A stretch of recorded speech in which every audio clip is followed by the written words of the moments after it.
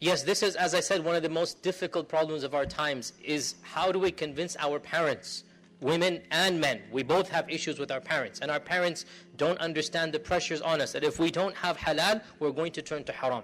If we cannot find love and romance and sexuality in a halal manner, we will turn to haram. This is human nature. 2 points. Firstly, I don't have a solution for this answer easily, but firstly, those of you who are young and in this situation, please remember how you feel now, 20, 30 years down the line when you have your own kids. Please remember this.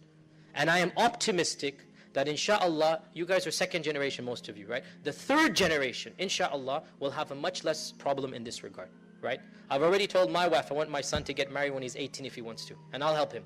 I already told her, as soon as my son hits 18, if he wants to get married, I will pay for it, inshallah ta'ala. Because I remember how it feels to be an 18-year-old in this country, not this country, America. I remember how it feels, and I don't want my son to fall into haram and do haram. I will be a supportive father, as long as he's mature. Obviously, 18 doesn't necessarily mean you should get married. Mature. Finances, I will take care, but not every father is going to be like that. And if a father is not like that, well then, the brother should realize that is his responsibility. It's not his father's responsibility to pay for his wife. It is his responsibility. So an element of truth does exist. If the father says, who's going to take care of your wife? Unless the brother says, look, I'm working 30 hours a week along with my school, I can just afford an apartment, it might not be very fancy, etc., etc., then the father should be willing. And of course, when it comes to men, Islamically, they're not required to get their father's signature. In other words, men can act independently, even though I wouldn't advise that unless the brother thinks he's going to fall into haram, right? Otherwise, please convince your mother and father that you want to get married. As for the sisters, it is a necessary condition that the wali approves.